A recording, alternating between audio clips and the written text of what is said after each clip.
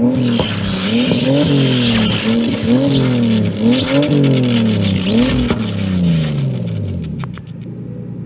up, guys? This is Jacob. We're at the Cherry Garage. This is our latest project here. This is an E46 coupe. It's the 330i that has the 3-liter inline-6 motor, the M54 B30. Customer wanted a turbo. He wants to track it, drift it, maybe some street driving. We're on a budget, want to do this cost effective, so we started off with the CXRacing turbo kit. That included the turbo, wastegate, all the intercooler parts, so forth. And then we went with B-Racing tuning for our tuning solution, including the injectors and MAF. Today we're going to show you how this all went together and what our thoughts are on CXRacing, B-Racing tuning, and how this actually turned out. We're going to go drive it and get some draggy data and put some numbers to our feelings and thoughts on this project. Hey, I'm Keaton. I'm going to do a little summary over the whole build, the CXRacing kit. There's a couple things that we had to do, but we do have a more in-depth video we're putting out on the whole build, so you can check that out if you want more details. But overall, the kit came with the piping, the turbo, the manifold, the intercooler, right? Blow-off valve. Oh yeah, and the wastegate. And the wastegate. And the turbo itself. I said that. Okay. So, and it came with some other pieces of stuff that didn't really apply to it. So overall, there's a lot of things that you won't be using and a lot of things that you will have to get in addition to what came with it. So the main things that it did not come with are the injectors and the MAF sensor. One thing that you'll have to do is modify your PCV system as well as the CCV, same thing, and the SAP, which is secondary air pump. So basically you end up eliminating everything for those systems and simplifying it down to just a breather. What we did was go off the valve cover. We just have it output to a catch can here, dumping air down on the ground. It's so far, it's not really putting out much oil, which is nice. And it's important that you don't downsize from the outlet of this valve cover as much as you can. Now, we were limited by the size of what was on the oil catch can. It's slightly smaller, but this engine does need a lot of breathing. And if you don't do that, you'll just end up burning a lot of oil. We do recommend, what we did was get an aluminum valve cover replacement, because under boost and the old age of the vehicle, the plastic valve cover that comes with it is pretty brittle. That's just a smart upgrade and about the same price. Outside of that, hooking up the entire turbo kit, generally it fit. It was designed for this car and engine, but we had to do some modifications, namely the intercooler bracket mounting, some of the charge piping we had to cut and modify to fit more proper. Some of the silicone boots and connectors for the stainless steel piping kind of don't fit that well, so you might have to cut some of those. And then the oil feed and return line. I think this is the one that came with the kit for the oil feed. We had it come off of a bolt in the back that feeds the Vanos, I believe. One thing I didn't mention, which is important for the tuning process, is the wideband O2 sensor. So you will be using the stock O2 sensors on one part of the downpipe, but you will need a wideband to be able to properly tune this. And we worked with Jules at B-Racing, and he did a great job working with us throughout the entire process of getting this tuned. Now we're done with it. Finally, the last thing that you'll have to do for this build is your own custom exhaust. What comes with the kit is a downpipe that ends up dumping right below the driver, basically in the center of the car. Everything past that point from mid back doesn't exist, so you have to make your own. We did a 3-inch stainless steel with a resonator and a muffled exhaust pipe. Just a few things that Keaton didn't mention, mostly with the engine itself. We did a few things preemptively to make sure this thing would be better long term. So we did a refresh on those bearings. We did a new oil pump. We also did new timing chain guides and refreshed the Vanos. We also did a head stud conversion. With all these things done, we feel this car is ready to go. And on that note, we're gonna go ahead and give it some drive so you guys can see it, hear it, and then we'll go get some data. One last thing, we also re-gapped the piston rings. Let's go drive it. We're gonna go drive it. All right, so we're in the 330i turbo now. I'm gonna go ahead and drive it around. It's about warm already, but we'll make sure it's warm. and then we'll do a few pulls for the draggy. We're finishing up the tuning process right now, so conveniently this is something we kind of have to do anyways, so I'm excited to see how it does.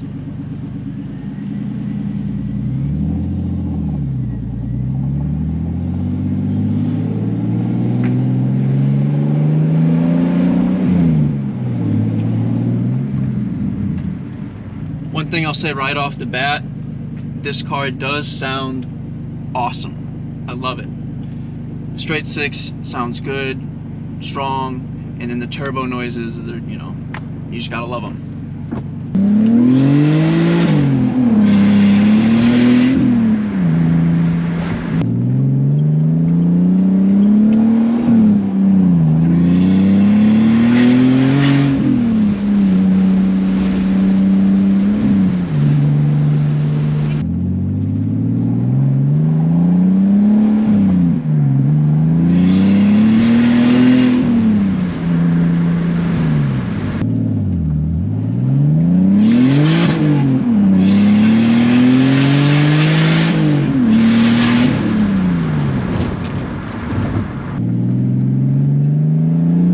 Quick, but I definitely struggled for traction there, quite a lot.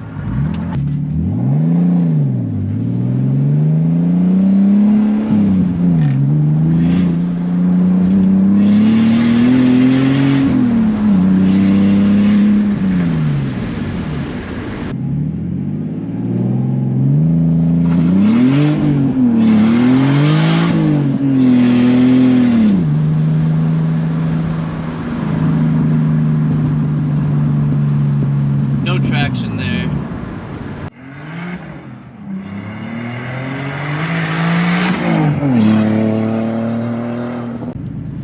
Alright, so this is my first time test driving this.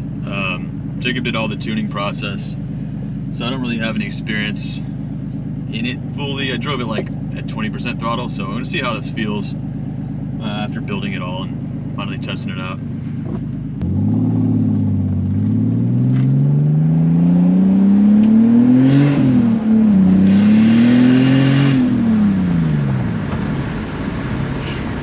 That's pretty crazy. Definitely not easy finding third, but I'll tell you though, it feels real smooth in the power band. Pretty good power. I think it's quick, pretty quick. So we're running the stock wastegate spring from CXRacing. It's 8 pounds of boost, and it's pretty impressive amount of power just for 8 psi. So I think he's going to end up bringing this car back to us to end up doing the suspension, a LSD kit, so no longer the welded diff, which really makes it hard to handle. Hopefully some new tires and wheels, and the cooling system for the turbo, because right now it's not water cooled and it has the option for it. So we're going to end up putting together a kit for that, make another video for that. But for now it's running decent temps because it's not super high boost, and it's not also 100 degrees out.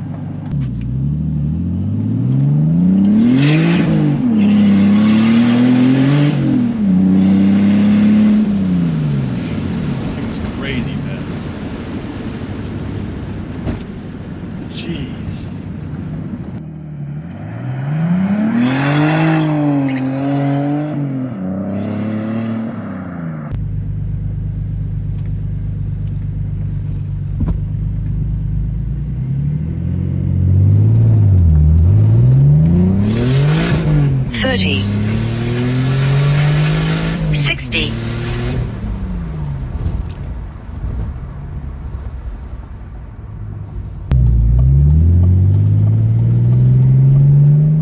It's pretty quick, but I definitely struggled for traction there, quite a lot. So we just got done fully installing that CXRacing turbo kit on the 330i, and we got, you know, a couple gripes and actually a couple good things about it at the same time. So overall, the experience with it was not the best for the installation. It is a great starting kit. The headers, not bad. The turbo that comes with it is pretty cheap. and you got to be pretty handy to be able to modify most of the parts that come with the kit to actually make them fit and work. Like we said, we worked with E-Racing Tuning to get our injectors and the MAF sensor, and then all the tuning through him. That was a pretty smooth process, and it was nice to work with him and kind of learn these different things that go into getting your turbo car tuned right. And after finally driving it here and getting to open it up and make sure the tune's great, I have nothing but good things to say about E-Racing Tuning, and that ultimately turboing your 330i is pretty awesome. It made this car a completely different animal, and it feels great. Yeah, I love it. The main thing to take away from this, though, with the CXRacing kit is it is not a complete kit. You have to get probably like 50% more stuff. Yeah, that's not even mentioned on the website. So the videos that we made before this, explaining how we installed it all, we go over the parts that you need. That's kind of a little bit of a headache, but you do have options on what you can buy. It's a decent way to get started on a budget turbo build, but understand that you're gonna have so much more exhaust, or so much more cost associated with filling in the missing pieces from that turbo kit, that it may be worth finding a complete kit somewhere else just to save yourself a little bit of time and peace. Yeah. You might be thinking you're saving money buying it, and it's like, oh, let's throw this on, it's a cheap kit. You're gonna spend more no matter what. Like, might as well go for the kit that is about twice as expensive, because that's about what you'll spend, and it's most likely gonna be a direct fit. I don't know, we haven't done it, but usually that's the case. Anyways, guys, the car's a lot of fun. Hope you like this video. Thanks for checking it out. If you want to see the more in-depth parts on how to get it done, watch the build series on this. We get into all the details of it. And yeah, that's about it. Yeah, if you've done this or expect to do it, comment below. We can answer some questions or let us know what you think about it as well. All right, thanks.